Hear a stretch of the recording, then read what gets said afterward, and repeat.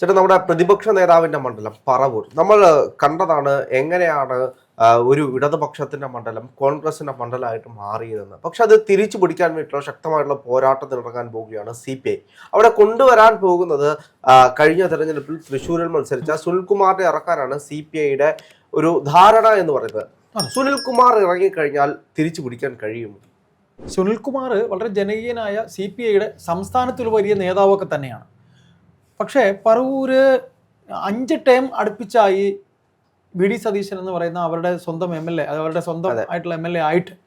അപ്പോൾ ഇവിടെ ഈ CPMന്റെ ആവശ്യമാണ് ഈ പറയുന്ന പോലെ ഒരു നല്ല കാൻഡിഡേറ്റിനെ, CPIയുടെ ഒരു നല്ല കാൻഡിഡേറ്റിനെ അവിടെ നിർത്തുക. അല്ലാതെ തന്നെ CPMന്റെ അവിടുത്തെ ഈ ലോക്കൽ കമ്മിറ്റി, ഏരിയ കമ്മിറ്റി നേതാക്കളൊക്കെ സംസ്ഥാന ഘടകത്തിന് കത്ത് കൊടുത്തു കഴിഞ്ഞു. ഏതാ അവിടെ നല്ലൊരു സ്ഥാനാർത്ഥിയെ CPI നിർത്തിയില്ലെങ്കിൽ നമുക്ക് ആളുണ്ട് എന്ന് പറഞ്ഞുകൊണ്ട്. പക്ഷെ അങ്ങനെ CPMന്റെ തന്നെ ഒരു സമ്മർദ്ദം നിൽക്കുമ്പോൾ തൃശ്ശൂരിൽ നിന്ന് ഒരാളായ സുനിൽകുമാറിനെ കൊണ്ട് അവിടെ നിർത്തുമ്പോൾ അദ്ദേഹം അതായത് 1ാം പിണറായി സർക്കാരിൽ മന്ത്രിയായിരുന്ന ആളാണ്. അദ്ദേഹം അതായത് കൃഷിമന്ത്രിയായിരുന്ന ആളാണ്. അപ്പോൾ മുൻ കൃഷിമന്ത്രിയാണോ, 1ാം പിണറായി സർക്കാരാണോ എന്ന് എനിക്ക് സംശയമുണ്ട്. ഏതായാലും സംസ്ഥാനത്തിന്റെ കൃഷിമന്ത്രി ആയിരുന്ന ആളാണ്. അത് മാത്രമല്ല നല്ലൊരു പ്രാസംഗികനാണ്, ജനങ്ങൾക്ക് ഇഷ്ടപ്പെട്ട നേതാവാണ്. പക്ഷെ അവിടുന്ന് ഇപ്പുറത്ത് കൊണ്ട് നിർത്തുമ്പോൾ CPIക്ക് വേറൊരു കാൻഡിഡേറ്റ് അവിടെ എറണാകുളത്ത് നിർത്താനില്ല എന്നൊരു സംശയമാണ് ഉണ്ടാകുന്നത്. അല്ല, ഇദ്ദേഹത്തെ കൊണ്ട് സുനിൽകുമാറിനെ കൊണ്ടൊക്കെ കഴിയുമോ? സുനിൽകുമാർ നല്ല പ്രതിപക്ഷ നേതാവിനെ വീഴ്ത്താൻ ജനകീയനാണ്. ജനകീയത കൊണ്ട് നമുക്ക് കഴിയില്ലല്ലോ. തെരഞ്ഞെടുപ്പിന് വേണ്ടത് അതിന്റേതായുള്ള സ്ട്രാറ്റജി. തൃശ്ശൂരുകാരുടെ സുനിയേട്ടനാണ്. അല്ല, തൃശ്ശൂരിൽ അദ്ദേഹം ഒരു ഓളം സൃഷ്ടിക്കുന്നു, അല്ലെങ്കിൽ അദ്ദേഹത്തിന് മണ്ഡലമായിട്ട് കൊണ്ടു നടക്കുന്നു എന്നതിനപ്പുറം നല്ലൊരു പറവൂരിലേക്ക് വന്നു കഴിഞ്ഞാൽ അത് എങ്ങനെ ആകുമെന്നൊരു വിഷയമില്ല. കാരണം എന്ന് വെച്ച് കഴിഞ്ഞാല് VD സതീശൻ നിൽക്കുന്ന, അതായത് അദ്ദേഹം ആദ്യ തവണ മത്സരിക്കുന്ന സാഹചര്യത്തിൽ അദ്ദേഹത്തിനുണ്ടായ വോട്ടിന്റെ ഇരട്ടിയുടെ ഇരട്ടി അദ്ദേഹം ഇപ്പോൾ മത്സരിച്ചുകൊണ്ടിരിക്കുമ്പോൾ വോട്ട് ഷെയർ വർദ്ധിപ്പിച്ചുകൊണ്ടാണ് VD സതീശന്റെ ഒരു റാലി പോയിട്ടുള്ളത്. അപ്പോൾ ഈ പ്രാവശ്യം അദ്ദേഹം കേരളത്തിന്റെ പ്രതിപക്ഷ നേതാവാണ്. ആ സമയത്ത് അദ്ദേഹത്തിനുണ്ടായിട്ടുള്ള വളർച്ച എന്ന് പറയുന്നത് മറ്റൊരു തരത്തിലാണ്. അപ്പോൾ അത് കൂടുതൽ ആ മണ്ഡലത്തിൽ അഫക്റ്റ് ചെയ്യില്ലേ? തീർച്ചയായിട്ടും പ്രതിപക്ഷ നേതാവിന്റെ മണ്ഡലം എന്നുള്ളത് തന്നെ കേരളത്തിലെ മറ്റ് മണ്ഡലങ്ങളിൽ ചിലതിനൊക്കെ ശ്രദ്ധ നേടുന്ന പോലെ ഇതും ശ്രദ്ധ നേടുന്ന മണ്ഡലമാണ്. അപ്പോൾ നമ്മൾ ഒരിക്കലും സുനിൽകുമാറിനെ വില കുറച്ച് കാണാൻ പറ്റില്ല. കാര്യം അതിനകത്ത് CPIക്ക് ഇപ്പോൾ എറണാകുളം ജില്ലയിൽ 2 സ്ഥലങ്ങളിലാണ് അവർക്ക് സ്ഥാനാർത്ഥികൾ നിർത്താവുന്നത്. ഒന്ന് മൂവാറ്റുപുഴ, അവിടെ നമ്മുടെ മാത്യു കുഴൽനാടനാണ് മത്സരിക്കുന്നത്. ഇവിടെ ഈ പറയുന്ന പോലെ VD സതീശനാണ്. അപ്പോൾ ഇവർക്ക് ഈ പറവൂരിൽ ഒരു നല്ല കാൻഡിഡേറ്റിനെ ഇടാൻ CPIക്ക് ഇല്ല. എങ്ങനെ ഈ CPMന്റെ ഒരു തന്ത്രമാണത്, മനസ്സിലായില്ലേ? CPM ഇറക്കുന്ന ഒരു തന്ത്രമാണ്. നിങ്ങൾ ഒന്നുകിൽ നിങ്ങളുടെ ഏറ്റവും പേരുള്ള ഒരാളെ, ഇപ്പൊ കഴിഞ്ഞ തവണ ഒരു ഡിക്സനോ അങ്ങനെ ഏതോ പേര് എനിക്കറിയില്ല, ഒരു അത്ര തന്നെ പേരില്ലാത്ത അവിടെ തന്നെ ഒരു ലോക്കൽ നേതാവിനെയോ അല്ലെങ്കിൽ ജില്ലാ ഘടകത്തിലെ ഒരു നേതാവിനെയാണ് CPI മത്സരിപ്പിച്ചത്. അപ്പോൾ ഇത്തരത്തിൽ ജയിക്കാൻ സാധ്യതയില്ലെങ്കിൽ ഞങ്ങൾക്ക് മണ്ഡലം തരൂ എന്നുള്ള CPMന്റെ ഒരു അടവാണോ എന്ന് നമുക്ക് ഇതിൽ സംശയിക്കുന്നു. പക്ഷെ അതൊന്നും CPI വിട്ടുകൊടുക്കാൻ സാധ്യതയില്ല. തോറ്റാലും കുഴപ്പമില്ല, ഞങ്ങൾ മണ്ഡലം വിട്ടുകൊടുക്കില്ല. കാര്യം ഇവിടെ മാത്യു കുഴൽനാടൻ ജയിച്ചത് തന്നെ നല്ല ഫൈറ്റ് നടത്താൻ ജയിച്ചിരിക്കണം ഇപ്രാവശ്യം, കഴിഞ്ഞ തവണ മൂവാറ്റുപുഴയിൽ. പക്ഷേ ഇനി അതവർക്ക് ആവശ്യമാണ്. മൂവാറ്റുപുഴ കുഴൽനാടൻ ജയിക്കേണ്ടത് ഒരു ആവശ്യം കൂടെയാണ്. കാര്യം സഭയിൽ അത്ര പെർഫോമൻസ് ആയിരുന്നു കുഴൽനാടൻ ഉണ്ടായിരുന്നത്. അതുപോലെ ഇപ്പം പ്രതിപക്ഷ നേതാവ് എന്ന് പറഞ്ഞാൽ ഇപ്പോൾ ഈ കോൺഗ്രസ് ഭരണത്തിൽ വന്നു കഴിഞ്ഞാൽ അദ്ദേഹം ഏറ്റവും നല്ല പൊസിഷനിൽ ക്യാബിനറ്റ് റാങ്കിൽ വരേണ്ട ഒരാളും കൂടെയാണ്. അപ്പോൾ ഇത് അല്ല, അവിടെ തന്നെ ചർച്ചയുണ്ട്. VD സതീശൻ ആയിരിക്കുമോ കേരളത്തിന്റെ അടുത്ത മുഖ്യമന്ത്രി? തീർച്ചയായിട്ടും ചർച്ചകൾ നടക്കുന്ന സാഹചര്യത്തിൽ, അല്ലെങ്കിൽ അദ്ദേഹത്തിന്റെ പേരും അതോടൊപ്പം പറഞ്ഞു കേൾക്കുന്നുണ്ട്. അങ്ങനെ ഒരു സാഹചര്യത്തിൽ ആ ഒരു മണ്ഡലത്തിൽ അദ്ദേഹത്തിനെ തോൽപ്പിക്കാൻ CPIക്ക് കഴിയുമോ എന്നുള്ളൊരു ചോദ്യമാണ്.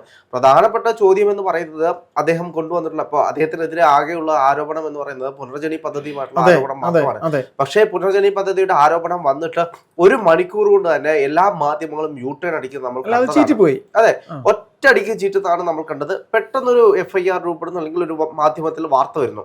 എനിക്ക് റിപ്പോർട്ടർ ചാനലാണ് ആദ്യത്തെ വാർത്ത. അങ്ങനെയാണല്ലോ അവരെ സംബന്ധിച്ച്, അത് ഒന്നുമല്ലാതായിപ്പോയി. അതിനുശേഷം ആ റിപ്പോർട്ടർ ചാനലിന്റെ ഒരു റീല് കട്ട് ചെയ്തിട്ട് സൈബർ വിങ്ങിലെ എല്ലാവരും, സൈബർ സഖാക്കന്മാരെല്ലാം ഷെയർ ചെയ്യുന്നതും സ്റ്റാറ്റസ് ആക്കുന്നതും എല്ലാം നമ്മൾ കണ്ടു. പക്ഷെ 1 മണിക്കൂർ കൊണ്ട് കേരളത്തിലെ മുഴുവൻ മാധ്യമങ്ങളും, മുൻനിര മാധ്യമങ്ങളെല്ലാം തിരിച്ചടിക്കുന്ന ഒരു സാഹചര്യത്തിലേക്ക്. അല്ല, അത് അന്വേഷണത്തിന് പോകാൻ സാധ്യതയില്ല. അതിന്റെ ഒരു വാലിഡിറ്റി ഇല്ല എന്ന കാര്യത്തിൽ. കാരണം നിയമസഭയിൽ വരെ ചർച്ച ചെയ്തൊരു വിഷയമാണ്.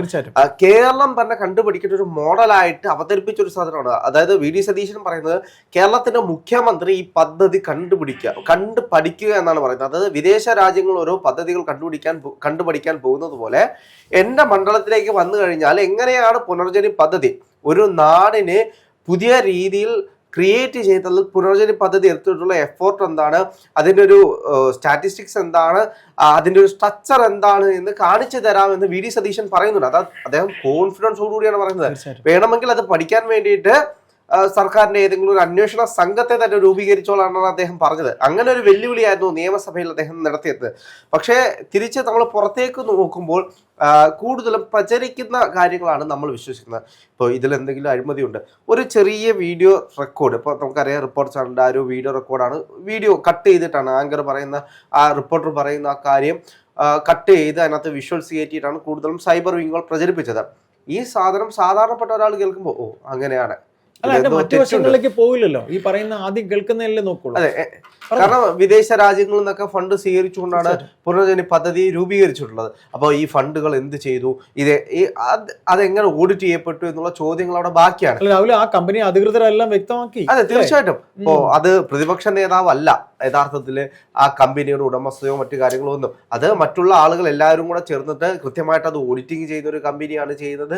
അപ്പോൾ അങ്ങനെയുള്ള കാര്യങ്ങളെല്ലാം ചർച്ചയായ ഒരു വിഷയമാണ്. അപ്പോൾ അങ്ങനെ അദ്ദേഹത്തിന്റെ ഒരു ഇമേജ് കൂടി നിൽക്കുന്ന ഒരു സാഹചര്യത്തിൽ എനിക്ക് തോന്നുന്നില്ല കേരളത്തിന്റെ പ്രതിപക്ഷ നേതാവിനെ മറിച്ചിടാനുള്ള ശക്തി സുനിൽകുമാറിനുണ്ട് എന്ന്.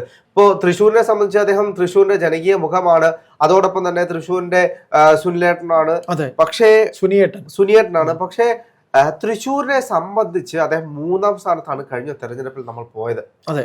നമ്മൾ നോക്കിക്കഴിഞ്ഞാൽ പാർലമെന്റ് തെരഞ്ഞെടുപ്പിൽ അദ്ദേഹം 3ാം സ്ഥാനത്തേക്ക് പോകുന്ന സാഹചര്യം ഉണ്ടായി. അവിടെ സുരേഷ് ഗോപിക്ക് വിജയം സൃഷ്ടിക്കാൻ CPI വലിയൊരു ഘടകമായി എന്നൊരു CPI അല്ല CPM ആണ് കളിച്ചതെന്നാണ് CPI കുറ്റപ്പെടുത്തുന്നത്. അല്ല അങ്ങനെ പറയുന്നുണ്ട്, അല്ല പൂരം കലക്കിയതാണ്. എന്ത് തന്നെയാണെങ്കിലും അവിടെ എന്താണ് സംഭവിക്കുന്നത്, അവിടെ ആഭ്യന്തരം ഇരിക്കുന്നത് കമ്മ്യൂണിസ്റ്റ് പാർട്ടിയുടെ കയ്യിലാണ്, LDFന്റെ കയ്യിലാണ്.